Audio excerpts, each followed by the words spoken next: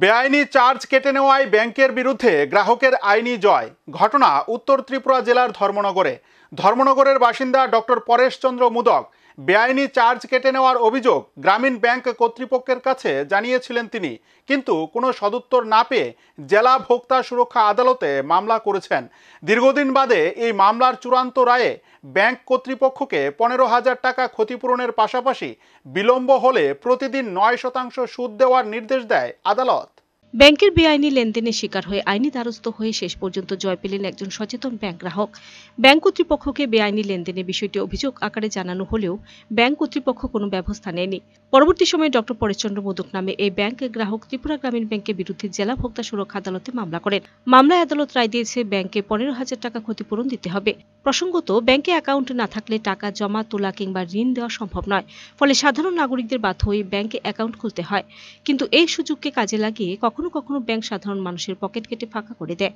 অনেকে ব্যাংকের পাসবই আপডেট করলেও হিসাবের কর্মী কিংবা অনিয়মিত চার্জ কাটা নিয়ে খোঁজ রাখেন না। যারা প্রতিবাদ করেন তাদের অনেক সময় ব্যাংক কর্মকর্তারা তুচ্ছ তাচ্ছিল্য করেন। তবে আইনের আশ্রয় নিলে বেশিরভাগ ক্ষেত্রে ব্যাংক কর্তৃপক্ষ দোষী সাব্যস্ত হয় এবং বড় অঙ্কে জরিমানা গুনতে হয়। এমন এক ঘটনা সাক্ষী হলেন ধর্মনগরের এক সাধারণ গ্রাহক। ঘটনা বিবরণে জানা যায়, ধর্মনগরের রানাদিঘির পশ্চিম পারে মোদক হোমিও ক্লিনিকের কর্ণধার ডক্টর পরেশচন্দ্র মোদক 2001 সালে জানুয়ারি মাসে ত্রিপুরা গ্রামীণ ব্যাংকে একটি সেভিংস অ্যাকাউন্ট খুলেছিলেন। গত 2022 ও 23 সালে তার ব্যাংকের সেভিংস অ্যাকাউন্ট থেকে বেআইনিভাবে 120 টাকা কেটে নেওয়া হয়, যা রিজার্ভ ব্যাংকের নিয়ম লঙ্ঘন বলে জানা যায়। কিন্তু রিজার্ভ ব্যাংক থেকে আরটিআই আইনে স্পষ্ট, গ্রাহকদের ন্যূনতম 1 মাস আগে নোটিশ না দিয়ে এই ধরনের চার্জ কাটা বেআইনি।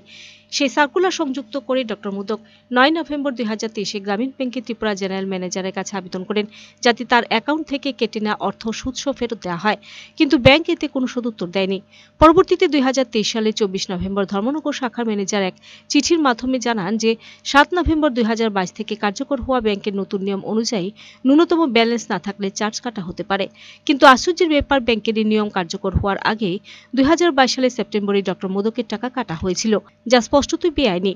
ডক্টর মোদক ব্যাংকের এই অন্যায়ের বিরুদ্ধে 2023 সালে 19 ডিসেম্বর ঊনকোটি জেলা ভোক্তা সুরক্ষা আদালতে মামলা দায়ের করেন। পাশাপাশি নিজের মামলা নিজেই লড়াই করার সিদ্ধান্ত নেন তিনি। কোনো উকিলের সাহায্য ছাড়াই আইনি লড়াই চালিয়ে যান।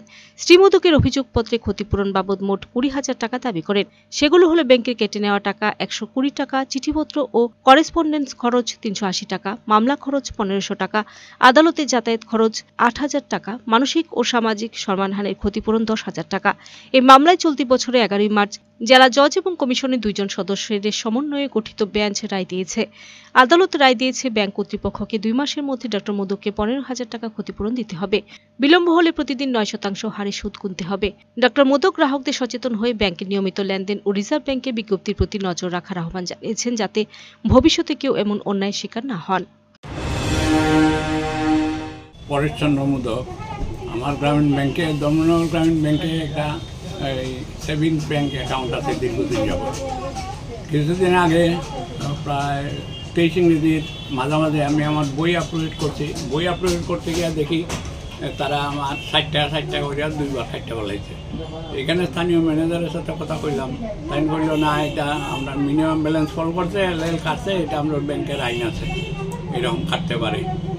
ওনার কথা আমার মনোপুত হয়েছে না। আমি রিজার্ভ ব্যাংকের জেনারেল ম্যানেজারের কাছে আরটিআই একটা আবেদন রাখছিলাম যে এই সারা ভারতবর্ষে সমস্ত ব্যাংকের নিয়ন্ত্রককে আর এই সমস্ত ব্যাংকে মিনিমাম ব্যালেন্স নাই করিয়া সাধারণ গ্রাহকদের, সাধারণ কনজিউমারদের টাকা কাটতে পারে কিনা, এরকম কোনো স্ট্যান্ডিং অর্ডার আসেনি।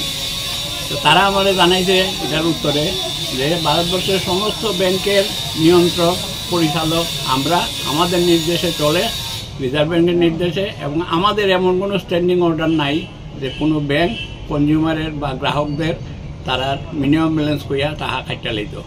তবে কোনো কোনো ব্যাংক এরকম নিয়ম চালু করতে পারে, কিন্তু সেখানে আমাদের নির্দেশ আছে, স্পষ্ট নির্দেশ, যে কমপক্ষে 1 মাস আগে লিখিতভাবে ডিপোজিটারে নোটিশ দিতে হইব যে তোমার ব্যালেন্স ফল করতেছে, আমরা তোমার মিনিমাম ব্যালেন্স করিয়া চার্জ কাটব। এই যে নোটিশ দেওয়া বা নোটিশ দেওয়ার বিষয়টা, এটা যদি ব্যাংক না মানে তাইলে এটা বেআইনি। তখন এই সমস্ত বিষয়টা জানাইয়া আমি এই রিজার্ভ ব্যাংকের যে চিঠি, এটা জেরক্স কইরা তারা গ্রামীণ ব্যাংকের জেনারেল ম্যানেজার আগরতলার কাছে একটা চিঠি পাঠাই। সেই চিঠিতে এই সমস্ত বিবরণ লিখি যে আপনি আমার চিঠি পাওয়ার 30 দিনের মধ্যে আমার যে টাকা কাটছেন সেই টাকা যেহেতু আপনি বেআইনিভাবে কাটছেন রিজার্ভ ব্যাংক করেছে, সুতরাং আপনি এটা 30 দিনের মধ্যে আমার অ্যাকাউন্টে ক্রেডিট করেন সুদসহ, অন্যথায় আমি আইনের সাহায্য নেব। Bureau report, search India.